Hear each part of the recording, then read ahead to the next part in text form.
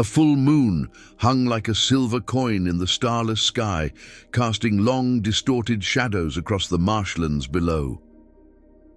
The gnarled trees bordering the mire stood like crooked spectres, their branches clawing at the moon's cold light. Beneath this eerie sky, the water of the swamp was a mirror, reflecting the moon's haunting glow. The air was heavy, thick with the scent of decaying vegetation, and the hushed whispers of the wind slithering through the reeds. Above it all, a chorus of croaking frogs punctuated the silence, their calls echoing ominously across the still water. In the heart of this inhospitable terrain, the gnarled roots of an ancient oak tree emerged like skeletal fingers from the murky water. Tucked away in this primeval corner of the world was a crude shelter fashioned from mud, reeds, and fallen branches. It was barely more than a rudimentary hut, yet for one man named Garin, it was home. Garon was a man hardened by the relentless passage of time, bearing the indelible marks of a life well lived and fiercely fought. His face was a roadmap of wrinkles etched by squinting eyes, weathered skin, and the constant exposure to the elements. Each line told a story of hardship endured and battles fought, testaments to a life far removed from the tranquil setting of his current abode. His calloused hands, strong and sure, were the tools of a warrior, each crease and scar whispering tales of courage and conflict. Yet despite the strength they signified, they also hinted at a weariness born from the heavy burden of past battles. His attire, a simple tunic of rough-spun linen and sturdy leather trousers, spoke of practicality and resilience rather than vanity or luxury. Functionality was the watchword here, each stitch and strap designed to endure the rigors of his solitary existence. His past was a mystery veiled in layers of reticence, a secret history that he kept tightly guarded within the fortress of his solitude. Even the villagers of Draymore, nestled at the edge of the Blackwater Marsh, knew little about him. They saw only the gruff exterior and the haunted look in his eyes, and they labeled him as an outcast, an unwanted soul seeking refuge in the desolate embrace of the swamp. But now, a new threat was stirring in the Blackwater marshes, awakening from its slumber to prey upon the unsuspecting villagers. The disappearance of livestock began subtly, a missing cow here, a vanished hunting dog there. But the pattern soon became sinister, a crescendo of dread as skilled hunters and trackers vanished without a trace. And finally, the horror came for the villagers themselves, dragging them down into the murky depths of the swamp. Fear, thick and cloying as the swamp mist, settled over Darrymore. Whispers replaced laughter in the once lively taverns, and the joyous clang of the blacksmith's hammer was stilled. In the place of those sounds, there was now a pervasive silence, a chilling hush that spoke volumes of the terror gripping the town. In the heart of this growing darkness, Garin remained ensconced in his rudimentary shelter, seemingly oblivious to the escalating dread that consumed the village. His existence in the shadow of the Blackwater Marsh was a quiet one, marked by the mundane routines of survival. Every day was much like the last, a cycle dictated by the sun's journey across the sky and the demands of his meager existence. He awoke with the dawn, the pale light filtering through the gaps in his hut's flimsy walls. His first act, after the briefest of pauses, was to check on his most prized possession, a loyal hound named Bragg. The dog, a scruffy mutt with soulful eyes, was as much a part of Garen's existence as the swamp itself. Their bond, forged in the crucible of solitude, was unbreakable. After ensuring Bragg's well-being, Garin set about the daily ritual of gathering sustenance. The swamp, while a forbidding and treacherous place, yielded rewards to those who understood its moods. Garin did understand these moods.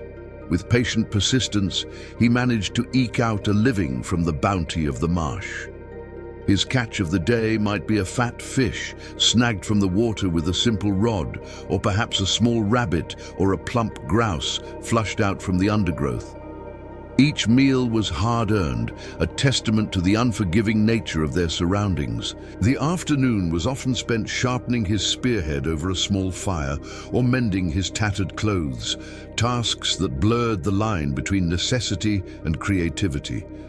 For Garin, every stitch, every repair was an exercise in resourcefulness. Every sharpened point, a declaration of his enduring spirit. As twilight began its slow descent, Garin would retreat back to his hut, the fading light painting long, dramatic shadows across the marsh. The evenings were for introspection, for planning, and sometimes for dreaming. Dreams that carried him away from the solitude of the swamp to memories of a life once lived, a life before the silence of the marsh became his only company. As the full moon climbed higher in the inky expanse of the night sky, casting long, dancing shadows across the marshland, the people of Drayton gathered in the town square. Their faces, drawn and haggard, were illuminated by the flickering light of oil lamps, their shadows stretching and distorting in macabre mimicry. In the center of the square stood the village elder, a grizzled man with eyes that held the weight of countless seasons. His gaze, usually twinkling with warmth and wisdom, was now clouded with worry. "We cannot let this continue," he finally spoke, his voice hoarse with fatigue. "The swamp has taken enough of our own." The villagers murmured their agreement, their voices hushed but fervent. Each person present had felt the icy fingers of fear brush against their hearts. Each had watched as the swamp claimed more and more of their kin, leaving gaping holes in their families and their community. They turned their anxious gazes to Garin, the man who had chosen to live in the shadow of the dreaded swamp. He sat apart from them, his figure silhouetted against the dim light of his campfire, his face obscured by the dancing flames. His dog, Bragg, lay at his feet, ears pricked, sensing the gravity of the situation. "Garin," the elder began, his voice echoing in the sudden silence, "you know the marsh better than any of us. You must find a way to stop this, to protect us." The words hung in the air, heavy with urgency and desperation. All eyes were on Garin, waiting, hoping. He remained silent for a long moment, the crackling fire the only sound breaking the spell. The weight of the village's hopes and fears seemed to settle on his shoulders, pressing him down. Finally, he looked up, his eyes reflecting the firelight, their depths unreadable. "I will go to the swamp," he said, his voice a low rumble. There was no question in his tone, only resolve. He rose to his feet, his movements stiff, betraying the years of solitude that had stiffened his joints. "Be careful, Garin," the elder cautioned, stepping closer. "If you find a way to stop this, we will be forever in your debt." Garin nodded, his face impassive, offering no reassurance in the flickering firelight. He walked away from the fire, his tall frame merging into the shadows. The villagers watched him go, their faces a mixture of hope and apprehension. Garin moved through the darkening landscape with a practiced ease, his senses attuned to the subtle language of the swamp. The gnarled roots of the trees were like familiar friends, and the rustle of the reeds was a song he had learned to understand. The night was thick with the scent of decay and the buzzing of unseen insects. The chorus of croaking frogs seemed to swell, their calls echoing ominously around him. He came to a halt at the edge of the lake, its surface a mirror reflecting the menacing silhouette of the moon and the inky blackness of the surrounding trees. The water was still, unnervingly so, as if the very essence of the swamp was holding its breath. This was the edge of his domain, the boundary between the known and the unknown. Beyond this point, the rules of the world he understood no longer applied. The swamp took over. Taking a deep breath, Garin stepped into the water. The icy cold enveloped him, sending shivers down his spine. He waded deeper, the water rising around his knees. The weight of the villagers' expectations, of the fate of the entire town, pressed down on him, making each step feel like a monumental effort. Suddenly Brack, who had been trotting alongside, let out a sharp bark, his hackles rising. Garen's head snapped up, his gaze scanning the darkened water. Something in the depths had stirred, something that had sensed his intrusion and was none too pleased about it. The water rippled, and for a moment Garen could have sworn he saw a pair of glowing eyes watching him from the darkness. But when he blinked, they were gone. He continued on, his senses on high alert. The water rose to his waist, then to his chest. Still, he pressed on, driven by a grim determination. The silence was broken only by the lapping of water and the frantic beating of his own heart. Then he saw it. Emerging from the murky depths, a shape began to take form. It was humanoid in form, yet grotesquely distorted, like a mockery of human anatomy. Its skin was a sickly green, mottled and slimy, and its limbs were impossibly long and thin, ending in sharp, curved claws. Its head was a horrifying fusion of man and beast, with a snarling visage, elongated teeth and glowing golden eyes that seemed to burn with an infernal fire. Terror threatened to consume Garen, but he forced it down, his gaze locked on the creature. Before him was the embodiment of the swamp's evil, the source of the terror that had gripped Drayton. And he knew that this was the moment of truth, the culmination of his confrontation with the darkness that had stalked him and his village for so long. The town of Greystone sat on the edge of a jagged mountain range. Its people lived quietly in the shadow of cliffs that rose like teeth against the bruised purple sky. For generations, men had mined the mountains for coal and iron, digging deeper each decade to quench the growing fires of civilization. But as the tunnels grew, so did the whispers. Stories passed between the miners over mugs of ale, stories of things moving in the dark, of shadows that followed them even when lanterns burned bright, of strange claw marks on the stone where no man had worked. Most dismissed these tales as nerves, the byproduct of long shifts underground, but others swore the mountains were not empty. They held something older than stone, something that waited. And so the legend grew of a creature that stalked the caverns below Greystone, a monster best left undisturbed, a story that would culminate in tragedy. Caleb Turner was a miner, born and bred in Greystone. He was known for two things, his strength and his steady hands.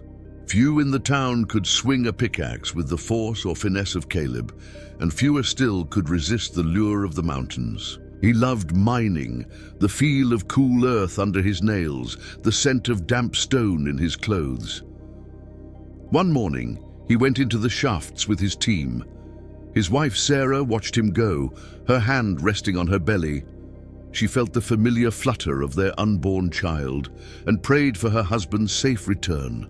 When the sun dipped below the horizon and Caleb still hadn't returned, Sarah started to worry. Her fear grew with each passing hour. But the other women tried to soothe her. "He'll be here soon, Sarah," they said. "Don't fret, he's probably just staying late to finish his shift." But Sarah couldn't shake the feeling that something was wrong. At midnight, a shadow fell across the door. Her heart leapt. It was Elias Crow, a man whose face was weathered and stern, his eyes sharp and keen. He was a mercenary who traveled from town to town, offering his services to those in need.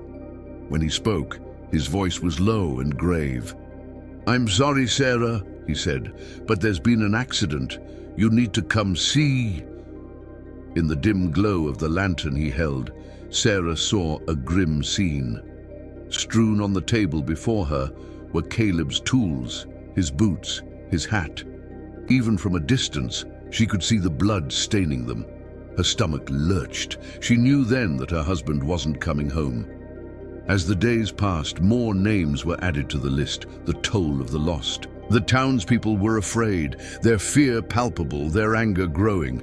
They demanded answers, but the mine offered none. Then came the stories, whispered at first, then shouted. The men who'd vanished hadn't lagged behind, they claimed. They'd heard dripping water coming from a new shaft, one that had been sealed off years ago. They'd investigated, drawn by curiosity or perhaps desperation, and never returned. They spoke of glowing eyes in the dark, of scraping claws that dragged across rock, of a shape hunched and wrong, moving faster than any man. Fear spread through Greystone like a disease. The mine, once the town's pride, was shunned, the tunnels echoing with the whispers of the dead. People stopped going in, despite the need for coal and iron growing ever greater. The town council was desperate, willing to risk anything to stop the creature's bloody reign. Finally, they turned to Elias Crow, the same man who'd delivered the news of Caleb's death. He was the best chance they had, the most skilled tracker in the region. If anyone could find the monster, it was him. Before leaving, Elias visited Sarah Turner. She was a shell of her former self, her eyes hollow, her skin stretched tight over her bones. He saw the grief etched on her face and felt a pang of sympathy. When he spoke, his voice was kind. "Sarah, I'm going into the caves to try and stop this creature. There's no guarantee I'll succeed, but I want you to know I'm doing everything I can to avenge your husband." His words gave her a small measure of comfort, but she still couldn't help but ask, "Will I ever see him again? My baby will never know his father. I already feel his absence like a gaping hole inside of me." She looked at Elias, her eyes pleading. He understood her pain, the raw, aching emptiness of loss, but he couldn't offer her hope where none existed. "I don't know," he finally said, "but I promise you this, I'll bring Caleb's killer to justice." Then he left to face the horrors that awaited him below. The entrance to the mine was a gaping maw in the side of the mountain, the air growing colder as he descended, heavier with the scent of damp earth and decay. The silence was oppressive, broken only by the drip of water and the distant screech of bats. After hours, he found the first sign, scratches on the wall, deep gouges that no pickaxe could make. Elias ran his fingers over them, feeling the rough stone beneath them.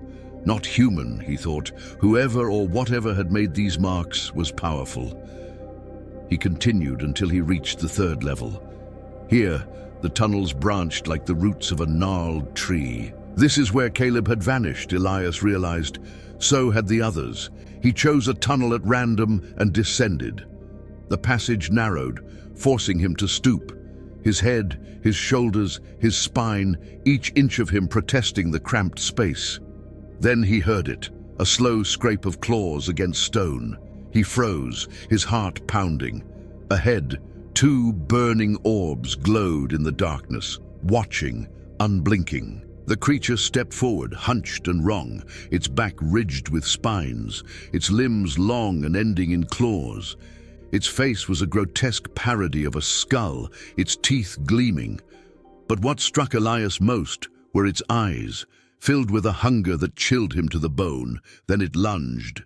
The battle was brutal. The creature was fast and strong, its claws raking across Elias's armor, tearing chunks of flesh from his arms. Blood painted the darkness crimson. Each blow landed with bone-jarring force. But Elias held his ground, his sword flashing in the gloom. He fought with desperate fury, fueled by adrenaline and the need to avenge the townspeople who had sent him here. The creature snarled, its hot breath reeking of decay. Its eyes burned with a cold fire.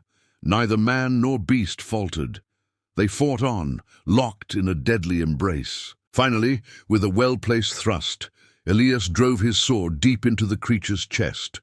The beast shuddered, collapsing into the shadows. Shaken and wounded, Elias dragged himself from the cave. He emerged, blinking into the sunlight, his armor dented, his sword stained with ichor. He was met by the anxious faces of the townspeople. "Did you see it?" someone cried. "Is it dead?" Elias nodded, too exhausted to speak. He had proof of his victory, a single claw that glistened in the sun. It was larger than any man's, sharper than any nail. That night, Greystone slept uneasily. The threat was gone, but the memory of its eyes lingered, the hunger, the cold fire that burned within them. Elias knew when he closed his own eyes that he wouldn't find peace, for he too had seen the abyss staring back at him, and he knew what it held: endless, eternal hunger. Deep in the Ocala National Forest in Florida, a shadow stirs among the pines. Locals whisper tales of a creature that prowls these woods, a beast born of nightmares and steeped in the folklore of generations past. Some call it the beast of the scrub, while others fearsome terrapin. All who venture into the heart of the forest are warned to stay vigilant, for the creature is real, they say, and it feeds on unsuspecting prey. Welcome back, everyone. Today we'll explore the dark corners of the Ocala National Forest and uncover the unsettling truth behind the shadowy figure lurking within. Join me as we delve into the eerie tales of the beast of the scrub and separate fact from fiction. Is there a real creature preying on visitors in the forest, or are these stories nothing but campfire scares? Let's find out. There are many large forests in America, some better known than others. Most of us have heard of the vast Pacific Northwest wildernesses or the thick woodlands of the Great Lakes region. However, Florida has a dense forest that is home to a multitude of creatures and many different myths. This forest is called the Ocala National Forest. It is located in central Florida, about halfway between Jacksonville and Orlando. Despite being in such a populated state, the forest remains rather mysterious and unexplored. Many believe that because of this, it is a perfect place for scary beasts to live undisturbed. The forest consists of 380 luxuriant acres of scrubby flatwoods and sandy soil. Although the majority of the forest is flat, there are beautiful springs and rivers throughout. This makes the environment a great place for people to visit and hike, swim and camp. In recent years, it has become a popular destination. However, people don't just visit the forest for its natural beauty. There are many urban legends and local myths surrounding the area. One of the most prevalent is that of the beast of the scrub. The beast of the scrub is a large reptilian monster that reportedly lives in the forest. It's said to resemble a giant turtle or a crocodile, and witnesses describe it as having glowing red eyes, razor-sharp teeth, and powerful enough to drag even a full-grown human underwater. The legend goes that anyone who ventures into the forest at night runs the risk of encountering this creature. Some say it lures its victims to the water with a blood-curdling roar, while others claim it simply strikes without warning. The beast is said to be elusive, avoiding contact with humans whenever possible. Sightings are rare, and those who have seen the beast speak in hushed tones of its sheer size and terrifying appearance. For many years, locals have warned outsiders about the dangers of the forest and the importance of staying away from the water at night. Visitors have reported hearing strange sounds and seeing strange shapes moving in the darkness. Some have even claimed to have encountered the beast itself, only to escape its clutches by the slimmest of margins. The stories have only grown in recent times, prompting authorities to investigate whether there is any truth to them. Some say the stories are just that, stories. They claim there is no beast in the forest and that the entire thing is a hoax perpetuated by those looking to scare off visitors. However, others believe that the beast is real and that it has been hiding in the forest for centuries. They point to the numerous sightings as evidence that something is lurking in the woods and that it is only a matter of time before someone is caught off guard and becomes its next victim. So is there any truth to these terrifying tales? Could there really be a monstrous creature living in the Ocala National Forest? Or are these stories nothing but tall tales meant to scare tourists away? While the truth may never be known, there is no denying that the legend of the beast of the scrub has captured the imaginations of many. Whether it's a figment of our collective imagination or a real-life monster lurking in the shadows, the mystery remains and the fear continues. But this isn't the only creepy story surrounding the forest. Another local myth is that of the disappearances that have occurred within the forest. There have been several cases of people going missing after entering the Ocala National Forest. Some were campers who wandered too far from their campsite, while others were hikers who got lost on the forest's many trails. Still, others were simply driving through the forest when they vanished without a trace. One of the most well-known cases is that of a young couple who disappeared while camping in the forest in the early 1970s. Their tent was found abandoned, but the couple was never located, leading many to believe that they had been taken by the beast of the scrub. While it is possible that foul play was involved in some of these cases, there have been enough unsolved disappearances to fuel speculation that there is something sinister lurking in the woods. Some believe that the beast of the scrub is responsible for some of these disappearances, while others believe that there is something else at work. Whatever the case may be, the forest has earned a reputation for being dangerous, and many visitors are hesitant to enter alone. The fear of the unknown is perhaps the most terrifying aspect of the forest. After all, it is impossible to know what lurks in the shadows unless you decide to venture into the forest yourself. However, despite the danger, many are drawn to the Ocala National Forest each year. Perhaps it is the challenge of exploring the unknown, or maybe it is the thrill of the hunt. Either way, there is no denying that the legend of the beast of the scrub has captured the imaginations of many and will continue to do so for years to come. If you want to experience the Ocala National Forest for yourself, there are several things you should keep in mind. First, be sure to bring plenty of supplies, including food, water, and flashlights. As mentioned earlier, there are parts of the forest that can become quite dark at night, and it is important to be prepared. Additionally, it is important to stay aware of your surroundings and make noise while hiking or camping. This will help to prevent any unwanted encounters with wildlife, including the elusive beast of the scrub. While it is unlikely that you will encounter the beast of the scrub, it is important to be cautious when hiking in the Ocala National Forest. The forest is home to a variety of wildlife, including snakes, alligators, and bears. It is important to be aware of your surroundings and make noise while hiking so that animals have time to avoid you. If you do encounter wildlife, do not approach or attempt to feed the animals. Instead, back away slowly and give the animals space. In addition to wildlife, there are also other dangers in the forest, such as poison ivy and ticks. Be sure to wear long pants and check for ticks after hiking. If you do get lost or injured in the forest, be sure to stay calm and try to find a safe location. If you have a cell phone, try to call for help. If not, be sure to stay put and make yourself visible to search and rescue teams. Exploring the Ocala National Forest can be a rewarding experience. Just remember to be prepared, stay safe, and respect the natural environment. Who knows, you might just be able to spot the elusive beast of the scrub. Now it's time to hear from you. Do you believe in the beast of the scrub? Have you ever visited the Ocala National Forest?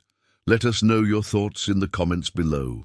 And if you enjoyed this video, don't forget to subscribe and join us on our journey to uncover more mysteries. Until next time, stay safe, stay curious. In the bleak and unforgiving expanse of the northern wastes, where biting winds weave tales of despair and death, there exists a legend so chilling it freezes the very marrow in one's bones. The Frostborn Terror. The wind howled across the endless white plains, carrying with it a biting chill that clawed at exposed skin and rattled bone. The northern wastes were a place forsaken by gods and men alike, a realm of snowstorms, ice cliffs, and silence that swallowed the unwary. Yet not all silence was empty. For those who dared linger long enough, the storm would sometimes break, leaving behind an uncanny stillness. And in that stillness, something moved. Legends whispered of it in every northern village, The Frostborn Terror, a creature that stalked the ice at night. Mothers used the tale to scare restless children into obedience, while hunters muttered prayers before crossing the tundra. No one spoke of it loudly, for fear the wind might carry their words back to the beast itself. Few had seen it and lived, and those who did never spoke in complete sentences again. They shivered, their minds broken, their words no more than fragments of fear. Eyes, burning blue, claws like ice, hunger, always hunger. Across the frozen wasteland, a lone figure trudged onward, her fur cloak stiff with frost, her breath a frozen plume before her. Her name was Era, and she had left her village at dawn, heading northward in search of her brother Kyle.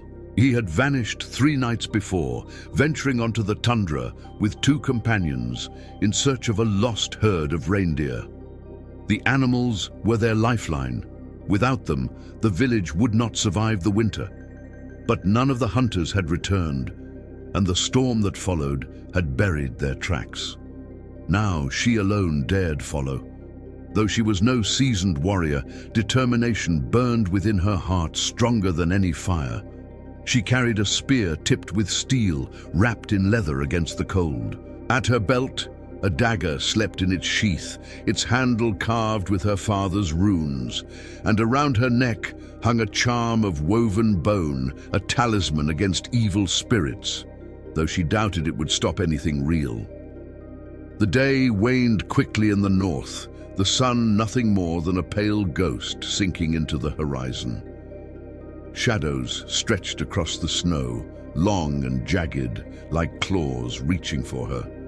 By the time she reached the ridge overlooking a frozen ravine, night had begun to fall. It was there she found the first sign of Kale, a scrap of torn fur snagged on a jagged shard of ice. Her heart surged with hope until she noticed the blood frozen beneath it, black against the white snow. Her hands trembled as she touched the ice. The trail led deeper into the ravine. She followed, though every step felt heavier than the last. The silence pressed against her ears, thick and unnatural, as though the land itself held its breath. Then came the sound, a crunch, deliberate and slow, echoing off the icy walls. She froze. The crunch came again, closer this time. Era raised her spear, eyes darting across the mist that curled along the ground. From the shadows, it emerged. At first, she thought it was a man. Its frame was humanoid, tall and lean, but twisted. Its limbs too long, its fingers stretched into hooked claws that scraped against the ice as it moved. Its skin was as pale as the snow itself, blending into the blizzard save for the shadows it cast. Then she saw its eyes, 2 burning orbs of icy blue, glowing with unnatural hunger. They locked on her, piercing her soul with a cold so deep she thought her heart would stop beating. The creature grinned, revealing rows of jagged, frost-coated teeth, the Frostborn Terror. Era's breath caught in her throat. Every instinct screamed at her to run, but her legs refused to move. The creature stepped closer, the snow crunching beneath its feet, its movements eerily graceful, like a predator toying with prey. Her spear shook in her hands. "Kyle," she whispered, almost without meaning to, her voice breaking the silence. The beast tilted its head, almost as if it understood the name. Then it laughed, a sound like ice splintering under pressure, sharp and cruel. Her heart plummeted, and then it lunged. Era thrust her spear forward, the steel tip catching the creature across the shoulder. It howled, the sound reverberating through the ravine like a storm. Its claws lashed out, grazing her arm and tearing through fur and flesh alike. Pain seared hot, then quickly numbed as blood froze along her sleeve. She staggered backward, barely keeping her footing on the ice. She turned and ran, heart pounding, lungs burning. Behind her, the beast's laughter followed, echoing in the night. No matter how fast she moved, it was always there, its shadow stretching across the snow, its eyes glowing brighter in the dark. She stumbled into a hollow beneath an ice cliff, pressing herself against the frozen wall, trying to still her breathing. The silence returned, too silent. Then she heard it. Another sound, faint but distinct. A voice, weak, ragged. Era. Her head snapped toward the sound. From the shadows at the far side of the hollow, a figure slumped against the ice. Her brother. His face was pale, his lips cracked and blue, but his eyes fluttered open as he saw her. She rushed to his side, cradling him in her arms. "Kyle, I thought you were gone." His trembling hand gripped hers with surprising strength. "You shouldn't have come." His eyes darted past her toward the darkness at the cave's mouth. "It doesn't let you leave. Once it claims a soul, it won't part with it." Ira's blood ran cold. Slowly, she turned her head. The Frostborn Terror stood at the entrance, its glowing eyes filling the hollow with pale light. It crouched low, claws dragging along the ice, savoring the moment. Its grin widened as it stepped closer, and the air itself seemed to freeze around it. Kyle tried to rise, but his body was too weak. "It feeds on warmth," he gasped. "The more we fear, the stronger it grows." Ira clenched her jaw, forcing back the terror clawing at her chest. She tightened her grip on her spear, then let it feel something else. With a roar that tore from the depths of her soul, she charged. The beast shrieked, its claws flashing as it met her strike. Steel met frost, sparks flying as her spear glanced off its hardened skin. It slashed across her chest, the pain searing white-hot, but she refused to fall. She drove the spear deeper, pushing with every ounce of her strength until the point pierced through its ribs. The creature shrieked again, thrashing wildly as frost cracked across its skin. Her weapon, her courage, her very breath seemed useless against it. Despair threatened to consume her, until her eyes fell on the dagger at her belt, the runed dagger of her father, carved with symbols older than the village itself. Words came to her mind, stories her grandmother had once told, runes of binding, carved not for hunting, but for protection against the creatures that slithered from the dark. Perhaps it was more than a story. She tore the dagger free, whispering a prayer to the ancestors, and plunged it into the creature's chest. The runes flared with sudden light, blazing against the shadows. The Frostborn Terror shrieked in agony, thrashing wildly as frost cracked across its skin. Its glowing eyes dimmed, flickered, and then burst into nothingness. The monster collapsed, its body shattering into shards of ice that scattered across the hollow floor. Silence fell. True silence, not the suffocating stillness of before, but a release. The weight of the terror lifted, leaving only the whisper of the wind. Era collapsed beside her brother, the dagger still glowing faintly in her hand. Kale reached for her, his eyes wide with awe and relief. You killed it." She shook her head weakly. "No, only bound it. It will return, one day, it always does." Her gaze lifted to the endless night beyond the hollow. The Frostborn Terror might rise again, but for now the tundra was theirs, and she swore, as long as her blood endured, she would fight it again, for no darkness, no matter how eternal, could outlast the fire of the living. And so, the legend of Ira, the bane of the Frostborn Terror, echoed through the ages, a testament to the indomitable spirit that resides within us all. For when faced with the darkest of fears, it is our courage and resilience that truly defines us. If you enjoyed this video, please don't forget to like and share. Your support means everything to us. What's the scariest thing you've ever seen? If you ask any resident of Bloodmoor, they'll tell you about the creature that stalks their nights, the thing they call the Night Wraith. The creature comes for one kind of prey, the descendants of those who betray Bloodmoor. And if that sounds like a storybook monster, I assure you that's only because the author hasn't been paid. For this tale is all too real, though the characters have changed. Names have been lost to time, just like the villages the Night Wraith has destroyed. Only the legend remains, passed down from one terrified generation to the next. And now, another descendant of Bloodmoor's traitors is returning to the town where her ancestors committed their crimes, where the Night Wraith still walks. Her name is Alara, and when she arrived in Bloodmoor, she had no idea that the legends were true. She just wanted to find her family's house and stay there so she could get away from everything else. But the house was different than she'd imagined, caved in and covered in weeds. Still, she was determined to restore it, so she got to work, clearing away the debris. But as the sun went down, she realized she wasn't alone. Every time the sun set, fear would fall over the town. Villagers shuttered their windows and stayed silent, not daring to make a sound. As the night wore on, the fog rolled in. It clung to the houses, filling the streets, growing thicker and more suffocating until it was impossible to see your hand in front of your face. Then they heard it.